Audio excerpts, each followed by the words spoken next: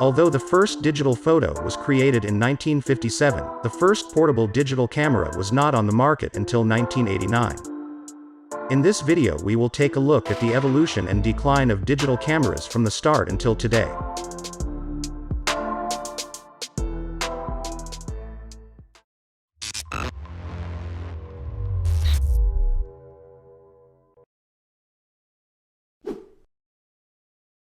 The first digital photo was created in 1957 using a drum scanner similar to this modern version.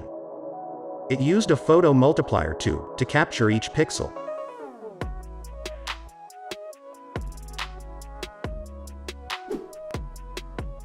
"14 years later, the first digital camera appeared at an observatory in Chile. Developed by McCord and Westphal, from MIT and Caltech.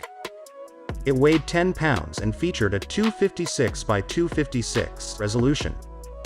Although it produced noisy images, it was a huge leap, as it led to consistent and measurable evaluation of gas distribution.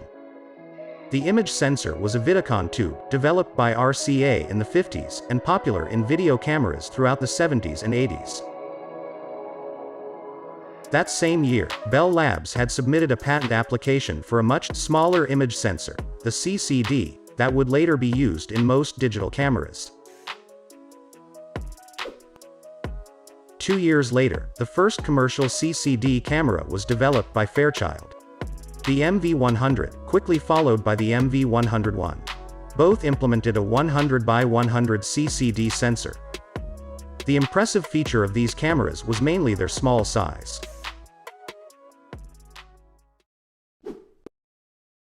The Chromemco Cyclops was introduced as a hobbyist construction project in the February 1975 issue of Popular Electronics. It was the first commercial all-digital camera, and the first to be interfaced to a microcomputer, as it required an Altair 8800 or equivalent to function. The digital sensor for the camera was a modified 1K memory chip that offered a resolution of 32 by 32 pixels or 0.001 megapixels.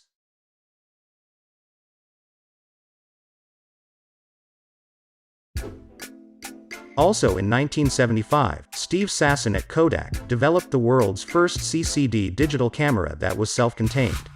Although it weighed 8 pounds, you could fit the entire camera in your hands. It used cassettes for permanent storage of the digital photos. Steve estimated it would take 15 to 20 years to get it to market, since all the components of the time were too large.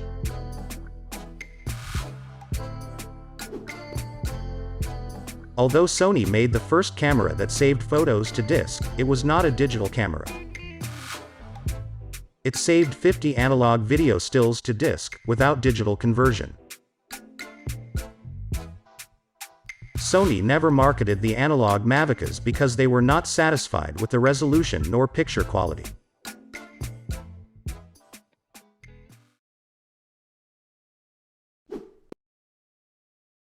In 1983, Megavision introduced the first external image processor, as only supercomputers and mainframes of that time could handle large images. In 1986, Megavision used that image processor in the first digital photography system for photo studios. This was the camera used in that system.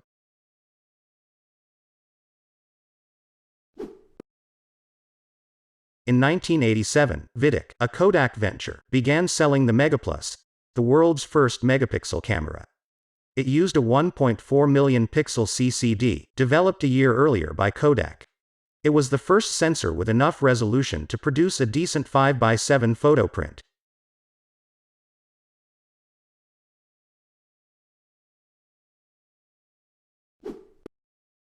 Although tons of camera patents were filed throughout the 80s, it wasn't until 1988 that we saw the world's first modern digital camera, the Fuji DS1P.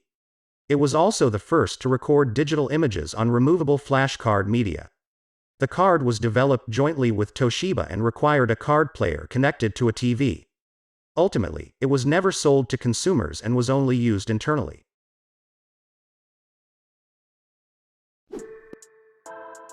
The following year, Fuji and Toshiba worked together to produce the first commercial digital cameras, the Fuji DSX and Toshiba IMC-100.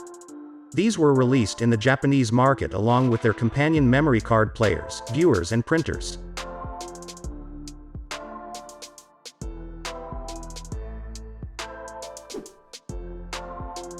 The first digital camera sold in the US was the Dicam Model 1, which also sold as the Logitech Photoman. Few Model 1s were produced and sold through limited channels, but the Logitech version were mass-produced and were a huge success.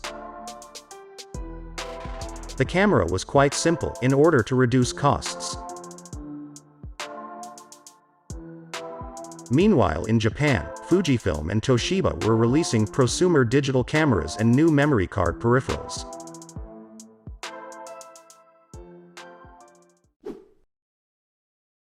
The Kodak Professional Digital Camera System was the first ever digital SLR. It was meant for journalists but was more popular in the scientific community. It consisted of a camera back and winder, fitted to an unmodified Nikon F3 and a separate digital storage unit. Nikon had no knowledge of this project and did not assist until the third generation of the DCS.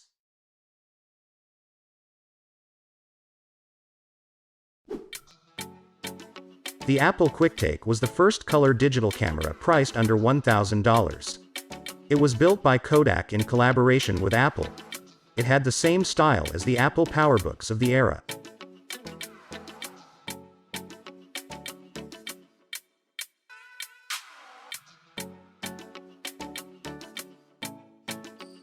Sadly, when Steve Jobs rejoined the company in 1997, the QuickTake line was cut.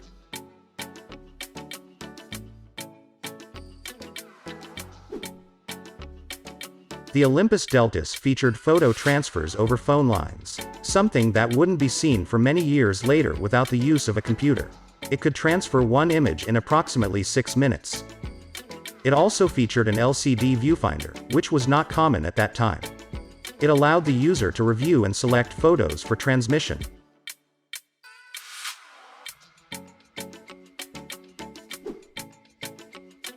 The Casio QV10 replaced the viewfinder with an LCD display, which allowed users to compose photos and play them back.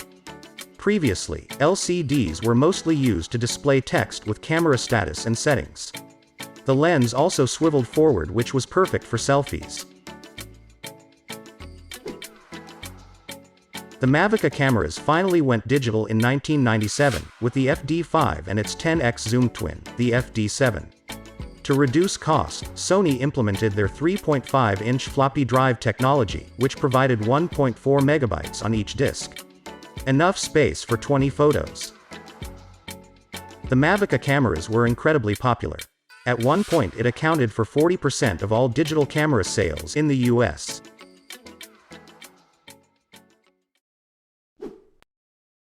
In May of 1999, Kyocera launched the first phone with a built-in camera. It used CMOS sensors, as opposed to CCDs, for their smaller size and lower cost. The phone could store 20 photos and transmit live video at a rate of 2 frames per second. With only a front-facing camera, its focus was on selfies and video calls. It was the start of a revolution.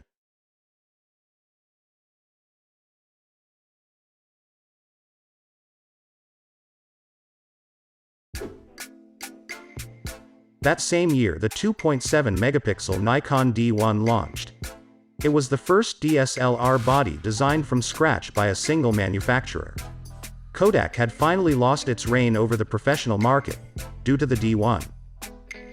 Its quality made the digital camera a serious challenger to professional film SLRs. It offered the image quality, build, and performance required by photojournalists.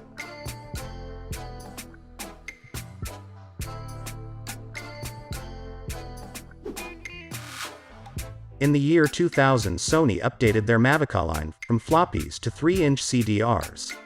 Like floppies, any computer with a CD-ROM drive could read the photos.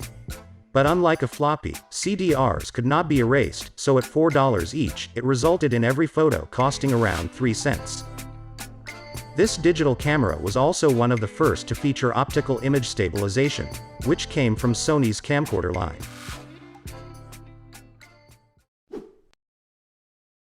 By integrating the optics and sensor into a single tiny module, Casio leapt forward in ultra-compact designs, with the 0.4-inch thick S1 and its twin, the M1. Casio helped transform the digital camera from a geeky gadget into an everyday tool and fashion accessory. Unfortunately, bad news was on the horizon for digital camera developers.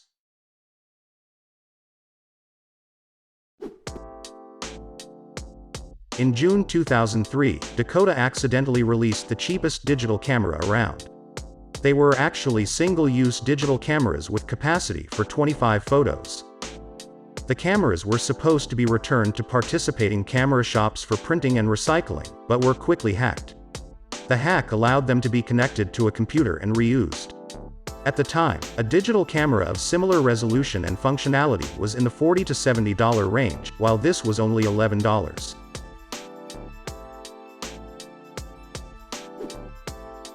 The EasyShare 1 was the first camera with Wi-Fi connectivity that allowed photo sharing. It let users email photos, upload to a gallery, and print wirelessly. While the Coolpix P1, which was released a few weeks earlier, only allowed wireless transfer to a specific computer. Unfortunately, the EasyShare flopped. Since very few Wi-Fi hotspots were available back then, and the subpar photo quality and confusing interface did not help either.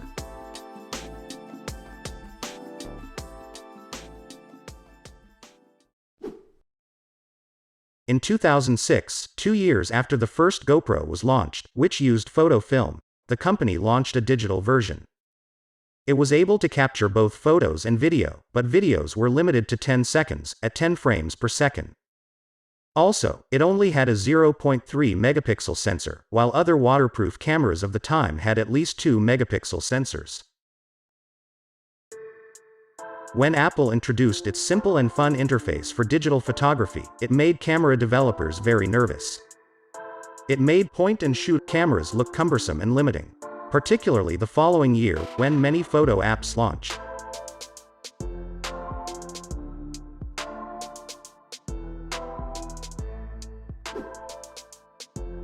The FinePix Real 3D was the first consumer 3D digital camera. It boasted a pair of 10 megapixel sensors and a 2.8-inch 3D display.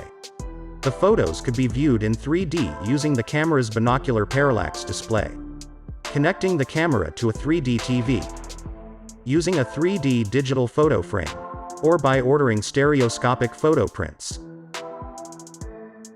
Fuji stopped printing 3D photos in 2013 when interest in 3D faded.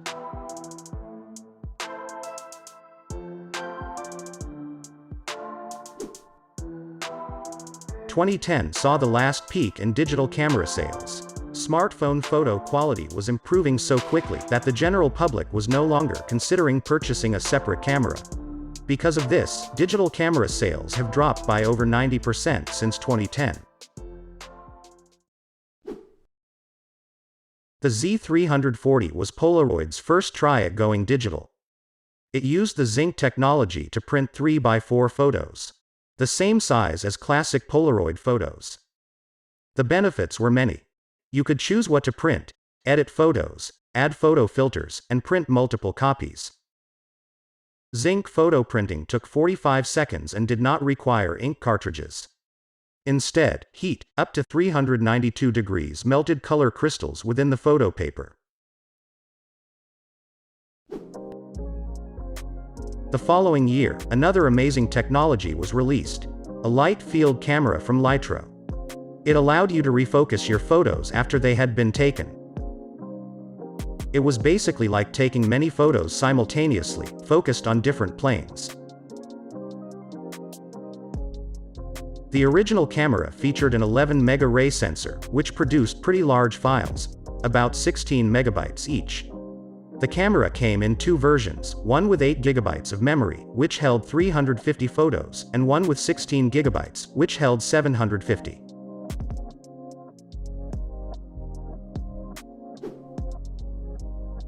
Even though camera sales continued to decline, the innovations continued.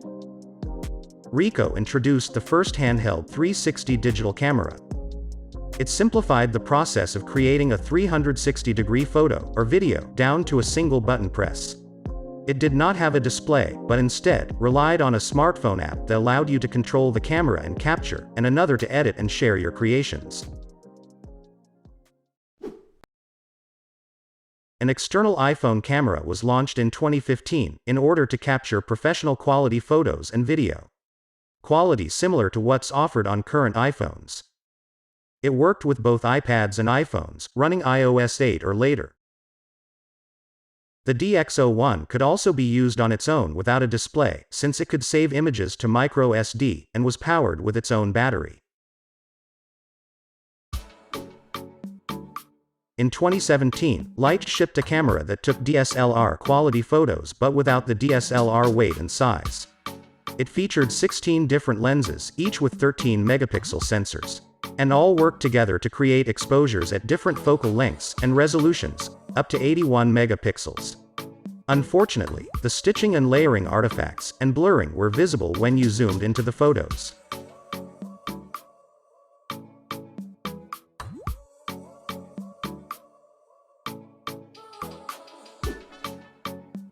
The Insta360 Pro 2 was the first 8K 360 VR camera, and is mainly geared for professionals.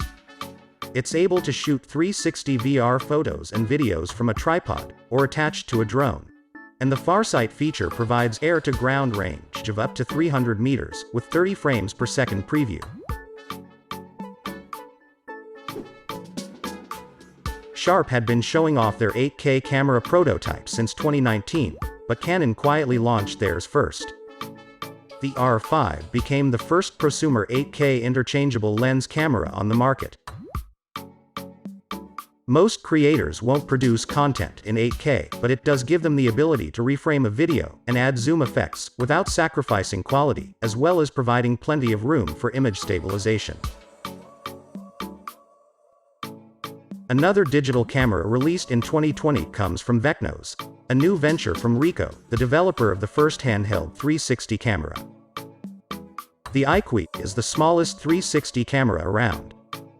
It's mainly focused on 360 selfies but can also record video. Selfies can be captioned, animated and converted to short videos by the camera's app. With its small size and simple interface, the iQui is basically the point-and-shoot equivalent of the 360 cameras. Although digital cameras continue their decline, we will see many more innovations. Much of the innovations will come from AI, in order to help us capture, clean up and add effects to our photos and videos. Also, as social media continues to take over our lives, we will want new types of cameras, so we can share unique angles of our activities with our followers. Do you remember your first digital camera?